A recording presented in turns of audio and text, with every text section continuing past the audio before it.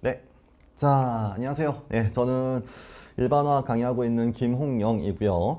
자, 지금 요 수업은 지금 피트나 미트를 공부했던 친구들이 이제 편입을 위해서 8월 중순에 피트 시험 끝나고 이제 9월 달부터 다시 이제 그 편입을 위한 공부를 하는 친구들을 위해서 이론을 한번 쫙 정리하는 서머리 특강이에요. 그래서 원래는 전체 이론이 제가 1, 2월 달 동안에는 기본 이론하고 그 다음 이제 3, 4, 5월 달 동안에 심화 이론 하는데 기본적인 이론은 좀 빠르게 넘어갈 거고 대신 요 심화 이론 교재에서 요 두 권을 이제 특강을 진행할 거고요. 여기에서 중간중간에 애드업이라고 해서 약간 독특한 소재들의 문제들이 아니면 또 내용들이 중간중간에 쭉 포진되어 있거든요. 그래서 그런 내용 위주로 해서 한번 쫙 정리하는 그런 시간을 가질 거고, 전체 내용 구성이 어떻게 되어 있다는 것도 보여주긴 해야 되니까, 그래서 앞에 내용에서부터 쭉 이제 PPT로 빠르게 전달할 거예요.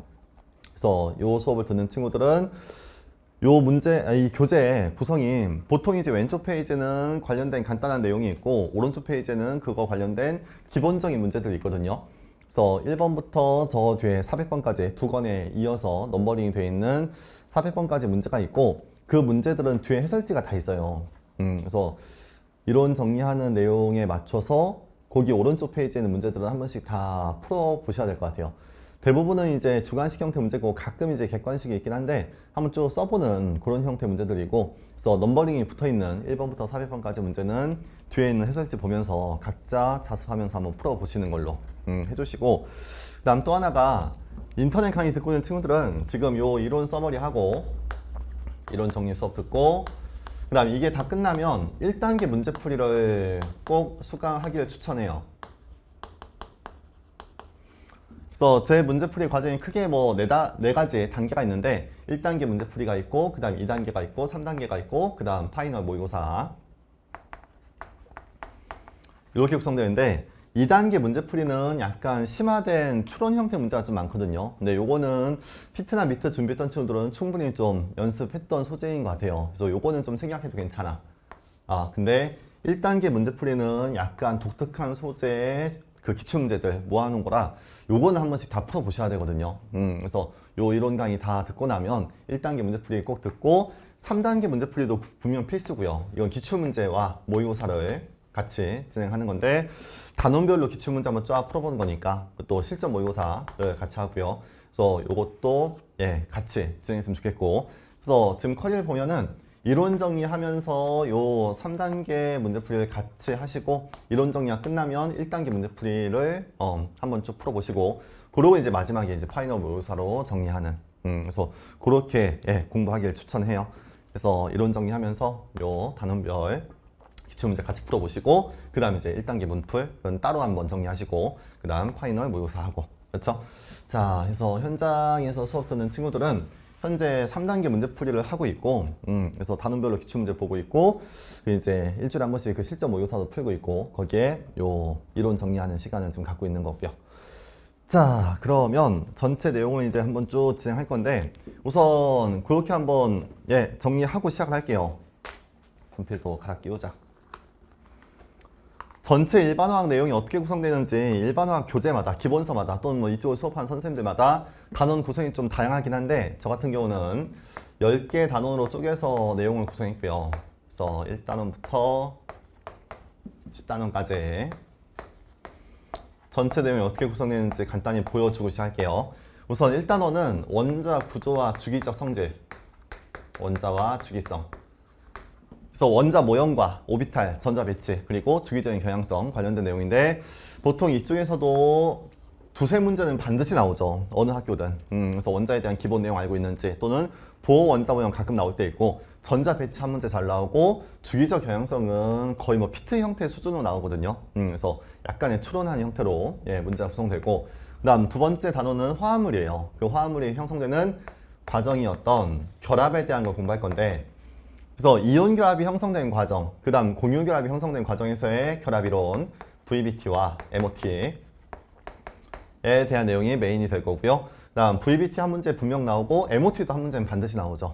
그치? 그래서 피트처럼 요거 한 문제씩은 어느 학교든 출제되는 그런 상황이고 그 다음 3단원으로 넘어가면 그 화합물이 자연계 어떤 상태로 존재하는지에 대한 건데, 크게 보면 그 입자 간의 인력, 그래서 인력이 세면 고체고 인력이 약하면 기체로 존재하는 그 힘을 비교하는 거.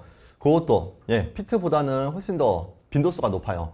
피트에서의 분자 간 인력이 잘 출제되지 않는데 그 이유가 유기에서 좀 많이 나오다 보니까 일반화에서는 좀 빠지는 게 있거든요. 근데 일반적인 편입에서는 그 분자 간의 힘에 대한 거, 그것도 한 문제는 분명 나오고, 그다음 고체도 꽤 자주 나오죠. 거기에 이제 기체 단원이 있는데 기체는 거의 안 나와요.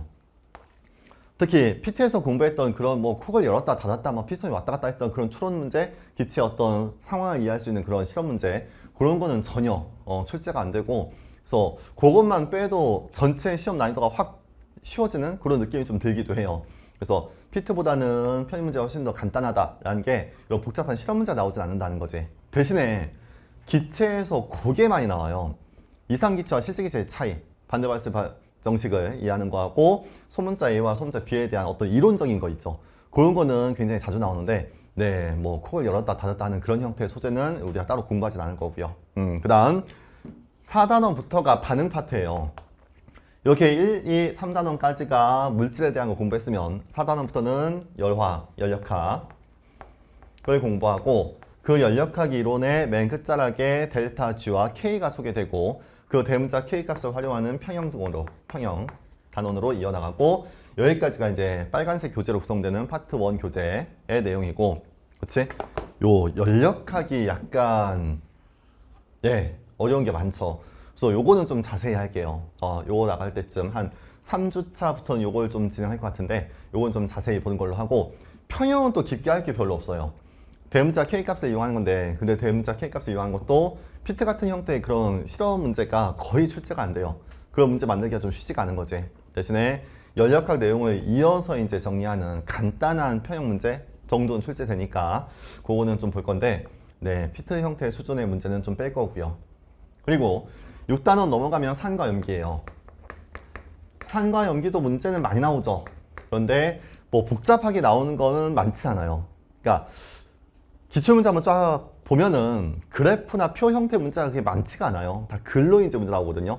산과 염기는 실험 과정을 그래프나 표로 좀 많이 보여주는 걸 연습 많이 했었는데, 그런 거 다 빼면은 글로 이제 산에 대한 정의나 염기에 대한 기본 이론 그 정도만 출제되니까 그거 위주로 공부하면 되고, 그 다음 이제 교재 순서로 보면 6단원 뒷자락에 용해도 평형 KSP가 쫓아오고, 그 다음 KF까지 같이 저 뒤에 테마에 구성되어 있는데, 요게 이제 문제로는 많이 나오죠. 한 문제씩은 꼭 나오는 것 같아요. 그건 이제 PT에서도 좀 어려웠었고 편입에서도 약간 난이도가 높고요. 그거에 대한 내용을 좀 자세히 공부할 거고, 7단원 넘어가면 산화환원 반응, 전기화학이라고 하죠. 그래서 전기화학 관련된 내용도 문제 잘 나오고, 이것도 난이도가 좀 높고요. 그 다음 여기까지가 연력학에 대한 이론이었다라면 8단원은 반응 속도, 동력학에 대한 내용인데, 그래서 반응 속도도 한두 문제는 분명 나올 건데, 근데 그 문제가 그렇게 뭐 난이도가 높거나 그러지 않아요. 피트보다 훨씬 더 노멀하게 구성되고, 그다음 9단원이 용액이에요. 상태 변화와 용액을 좀 뒤로 뺐거든요. 이걸 뒤로 뺀 이유가 상태 변화하는 화학 반응도 일종의 반응이고 용액이 형성되는 반응도 섞이는 일종의 반응이다 보니까 연력학에 대한 내용과 동력학에 대한 내용을 알고 이걸 공부하면 좀 이해가 되거든요. 근데 연력학 공부하지 않고 바로 용액부터 공부하면 이게 순전히 암기밖에 안 돼서 저 좀 뒤로 뺐고요. 그래서 연력학, 동력학 끝나고 상태 변화와 용액을 공부하고 마지막에 배이화합물까지 그렇게 해서 구성되는데, 배이화합물은 딱 피트 수준으로 문제가 출제돼요. 그거보다 더 복잡하게 나오진 않고 딱 그 정도 나오는데, 이론적으로는 좀 헷갈릴 수 있어도 문제 좀 풀어보면 금방 또 이해할 수 있는 거랑 이론 서머리 할 때는 그렇게 뭐 자세히 갈 내용은 아니고요. 그래서 이거 이제 8주 동안에 쫙 진행할 건데, 오늘 첫 주에는 원자와 주기성 하고 그다음 결합에 대한 앞부분까지 VBT까지의 내용을 좀 전달할 계획이고요. 그 다음 시간에 MOT와 고체 좀 자세히 보고 기체 뒷부분 내용 좀 자세히 보고, 그 다음 이제 연력학 앞부분까지 들어간 다음에 3주차는 연력학만 할게요. 연력학은 좀 자세히 좀 봐야 될 것 같아요. 그래서 이건 좀 열심히 보고, 그다음 평형은 뭐 자세히 할 건 많진 않고, 그 다음 산과 염기하고 KSP 요것도 예, 좀 길게 진행을 할 계획이고요. 그래서 제 예상으로는 아마 연력학까지가 한 4주차나 아니면 요 산과 염기 앞부분까지가 한 4주차에 진행이 될 거고, 그 다음 5주차까지가 KSP까지 끝나고, 그 다음 6주차에 전기화학은 뭐 그렇게 길진 않거든요. 빠르게 정리하고, 그 다음 이제 6주차, 7주차 넘어가면 속도하고 용해까지 해서 정리하고, 마지막에는 배기화합물 하고, 남은 약간 뒷부분에 핵화학이라든지 PT에서 좀 자세히 다루지 않았던 그런 소재 모아서 따로 좀 정리하는 걸로 그렇게 좀 계획을 잡아요. 오케이. 자.